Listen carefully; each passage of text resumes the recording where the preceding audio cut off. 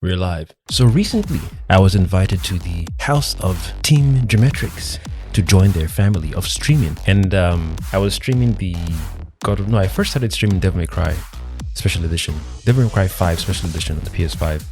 And then I streamed the God of War 2018 as well. Two of my favorite games.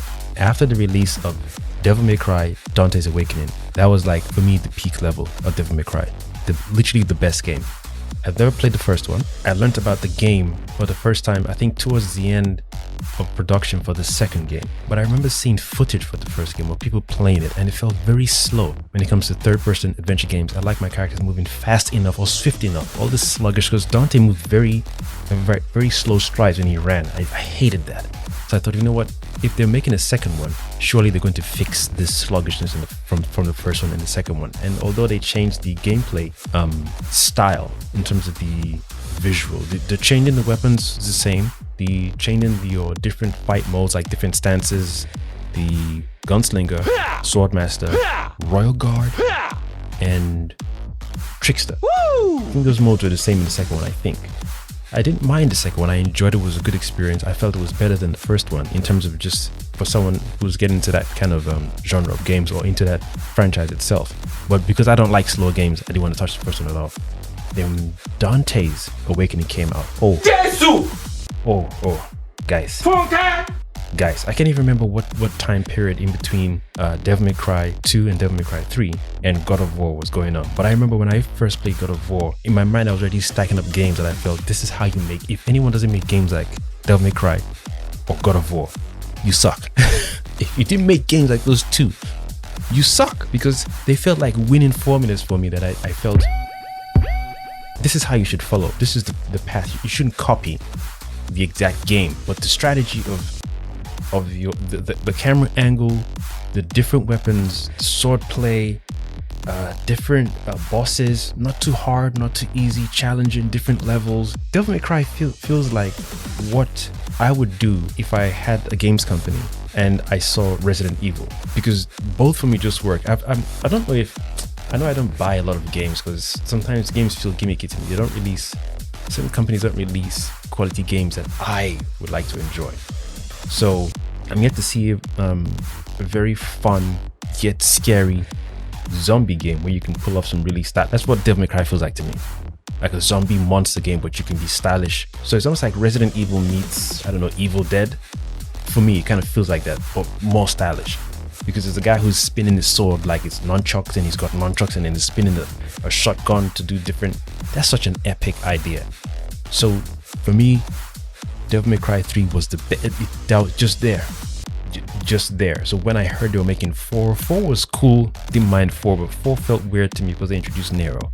I feel if you're going to always introduce a new character into a world like Devil May Cry, especially when you already have 2 characters, Dante and his twin brother, and then you can play through the game twice. With Dante Must Die, I felt it was like multiple times, because the original edition or the standard edition came, I think, with Dante first, obviously with Dante, and I think you could play with Virgil after. I'm not sure, I can't remember. Dante is a standard character, Virgil is a replayable character, Trish and Lady. And then not only do you have 4 characters, you could play through the game again to get your super Devil Trigger mode, so you could have your infinite Devil Trigger mode when you're playing the game. And imagine doing that for Dante. So you get to play through the game maybe 3 or 4 times once you beat like the extra hard, not the Omega level hard level.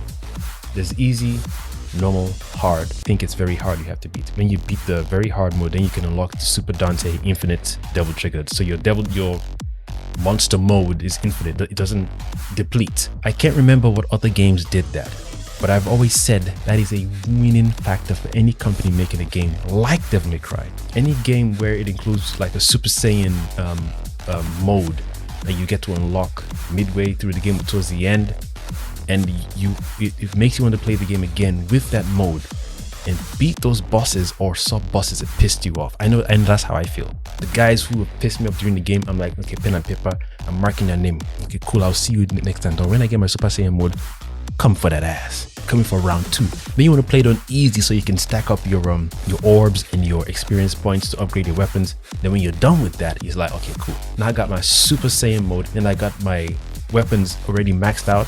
I'm playing on ultra hard just for fun. Remember, when we buy games, for those people who don't take games back or who don't trade in games or sell games or whatnot, I'm the kind of person who keeps games. I've still got where is it at? I've still got Soul Calibur 3. Oh no, Soul Calibur 5 from, is it 5 or 4? On the PS3. I've still got Soul Blade, the original Soul Blade. Oh, I won't say the original because when it came out it was called something else. So I've still got Soul Blade on PS1. I love to keep my games. Any games that have replay value, when I'm done with them and I can play them on New Game Plus mode, infinite fun and experience. I still go back to certain old games when they're done well, despite what year I'm in. Like, what 2023 now, I'm still playing Metal Gear Solid 5 Phantom Pain on my console because it was done well. In my opinion, it was done well, and I enjoyed the experience and like to revisit the experience over and over again because it's fun, it's challenging. Certain levels I couldn't manage before when I first played them. I'm like, okay, I'm a little older now, a lot more patience. Let's try it again. I might think a little differently this time, and I might apply new strategies to my gameplay this time that might make me enjoy those levels that I disliked years before. And especially with the new release of God of War and God of War Ragnarok, those two companies, I love what they've done in terms of Devil May Cry. They came out with a particular style in the first game.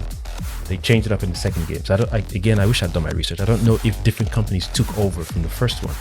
So the style in the second game, not many people liked. I didn't mind it. But comparing it to the third game, obviously for me the third game is far superior over the first and the second one. So whatever reason they had to change the second game from the first one, it didn't work for many people. And going back to the traditional style similar to the first one, but making it fresh and unique and different than the second one and the first one in the third game, perfect. It's similar to God of War series. Magnificent. I played all of them except the PSP versions, but all the console releases, played all of them. Story on point, journey on point, weaponry on point, the gameplay style on point. Everything just works well. You upgrade the character. I think there was one of the versions that came out that allowed you to have infinite God mode, or is it Sparta mode, where you just had, hold on. Or is it, I think one of them unlocked cheats. You could just have infinite God power modes, like when you had the thunder and lightning and different God abilities you were taking from the gods each time you kill them, or whatever weapons you use after, whatever specials you obtained, you could just do them infinitely. I feel those things, I wish they would come back in current games being released, like the recent release of the God of War and God of War Ragnarok. I wish they had an infinite Rage of Sparta mode or God Trigger mode. You want your buyers to keep playing your game, right? Especially for people like me who like to keep the games and play them over and over again. I've still got the 2018 version. Still got the 2018 version. Best believe, because it's an awesome game. It's an awesome game.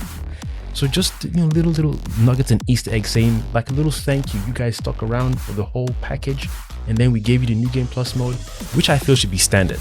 I don't know why it's not standard in these kind of games. Like I think Ghost of Tsushima didn't have it upon release, right? They released it after. But I remember the old school games always had New Game Plus mode as a default. Some of them, not all of them, but some of them. So this whole release the game and then take like 6 months before you do a New Game Plus mode, I find that very iffy. I don't know what technicalities don't allow a games company to release a game and have the New Game Plus mode embedded behind the game itself. So when you unlock it by defeating, playing extra hard mode, then you got New Game Plus mode, rinse and repeat.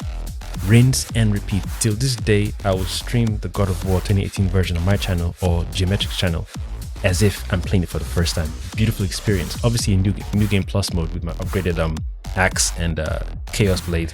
It's just a fun time. Story is perfect.